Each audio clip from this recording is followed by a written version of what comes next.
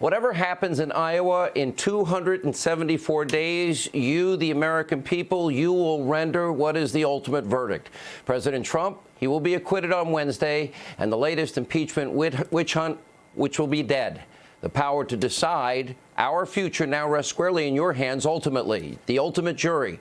You can, in 274 days, as I've been saying, shock the world again.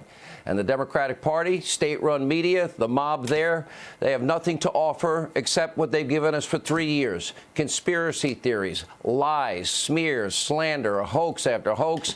What is an unhealthy obsession with Russia, Russia, Ukraine, Ukraine, impeach, impeach.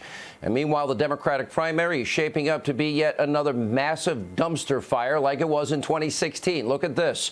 Socialist Bernie Sanders has now surged into the lead, and the Democratic establishment in a state of shock and panic. You have those associated and friendly with Barack Obama, with the Clintons. The so-called mainstream Democrats everywhere seem to hate Bernie Sanders. You have over there Chris Matthews and others on the conspiracy theory channel, MSDNC, openly worrying now that no Democrat can beat Trump. John Kerry reportedly overheard telling someone that Bernie Sanders could take down the entire Democratic Party. He first said expletive on Twitter, then he deleted the expletive. Tom Brokaw thinks that it would be really hard for the people to vote for Bernie's brand of socialism. Tom, with all due respect, a little secret here. They're all radical extreme socialists. Read the new Green Deal. And you might want to look at Medicare for all. And how did that Obamacare thing work out? 2016, Democrats, well, they did their best to rig the primary against Bernie Sanders. In fact, remember, interim DNC chair Donna Brazile discovered that the Clinton campaign and the DNC had, in fact, been working together to defeat Bernie throughout the primary. In other words, the system was rigged. According to Brazile, quote, she had exerted this control of the party long before she became its nominee, meaning Hillary Clinton. And now history seems to be repeating itself. The DNC is changing the rules so that one of Bernie's top challengers, maybe Bloomberg or whoever else, can then take the debate stage without meeting requirements. Bloomberg, meanwhile, is probably one of the dullest human beings alive. He's best known for being a 12-year caretaker of Mayor Giuliani's accomplishments in New York and lecturing New Yorkers on how much soda they can drink and how much salt they can use. He was a strong advocate, by the way, of Giuliani's successful stop-and-frisk policy for 12 years, but until recently. Here we are 7 years after that. Now Bloomberg, yes, identity politics in full play, running for president, had a sudden change of heart.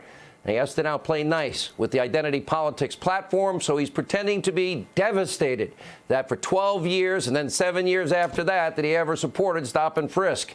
But while Bloomberg is an obvious hypocrite, Bernie's long-held views are downright scary. That is true.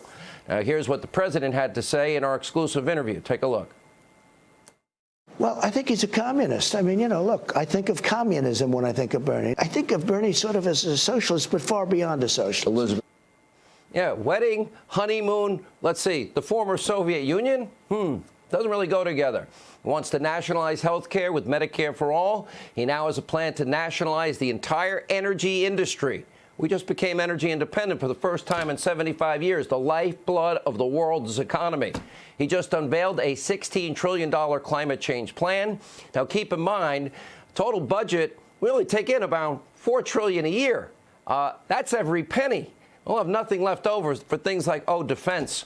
And by the way, like any good socialist, Bernie doesn't think any of these rules apply to him. Look at this report. Sanders now leads the 2020 field of Democratic radical socialists, environmentalists, new Green Dealists in private jet spending. Now, let's just talk about one of Bernie's, well, his surge. He's probably the only Democrat running who actually excites the base. We know that quid pro quo Joe, for example, has inspired virtually no one. He got 75 people in Iowa recently at an event. He's struggling to raise money. His events barely draw a few dozen people. His biggest cause for concern surrounds a scandal that won't go away. Biggest loser in this latest hoax? Well, it boomeranged back on quid pro quo Joe and zero experience Hunter, and Joe leveraging our money. Yep, $1 billion taxpayer dollars. You're not getting it unless you fire the prosecutor. You got 6 hours, so his son can keep getting $83,000 a month. Most Americans, family of four, average about $54,000 a year, in case you didn't know. Zero experience hunter. No experience in oil, gas, energy, or Ukraine. Why would any company pay somebody like that, oh, let's see, millions and millions of dollars? It is now clear Hunter wasn't selling experience. He was selling access, and it looks like it's paid off because in 2015, then Vice President Biden threatened to withhold that billion. And guess what? Son of a bee, they fired the prosecutor, and he bragged about it. Now he's not bragging anymore. In fact, he's getting quite angry and unhinged whenever the subject even comes up, like it did with Savannah Guthrie. Take a look. This process of impeachment has ensured that everyone knows about Hunter's dealings with Ukraine. That's a good thing, and no one's found anything wrong with his dealings with Ukraine, except they say it sets a bad image. Do you think it was wrong for him to take that position, No. knowing that it was really because that company wanted access to you? Well, that's not true. You're saying things you do not know what you're talking about. No one said that, because he's a very bright guy. I guess the question I'm kind of asking is, Appearance. was it right? His appearance. Yeah. Yeah. Well, he said he regretted having done it. He said it. You're not getting the billion unless you fire that guy investigating my zero experience son. He has no answers because there is no reasonable explanation. Selling access is what was going on and using our tax dollars to do it. Ironically, every hypocritical Democrat and every media mob individual that failed to do what Savannah Guthrie did. Take a bow. Great job. And the Biden family business, the syndicate, was churning a massive profit every step of the way. Voters have every reason not to trust him.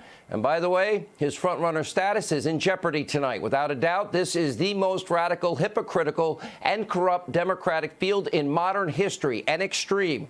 And as the president pointed out, this election, it's going to have dire ramifications for our kids and our grandkids. Take a look.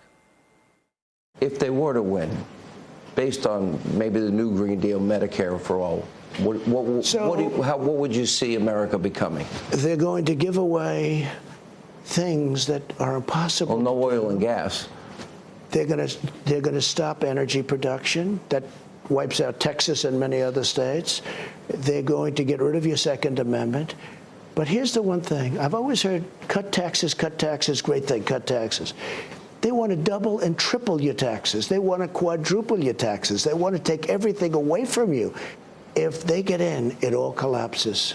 And you know what's going to happen? People's wealth, whether it's big or modest or whatever it is, you'll end up in a recession, depression, like we've never seen before. People's wealth will be destroyed. As I said, you're the ultimate jury. In 274 days, you can shock the world.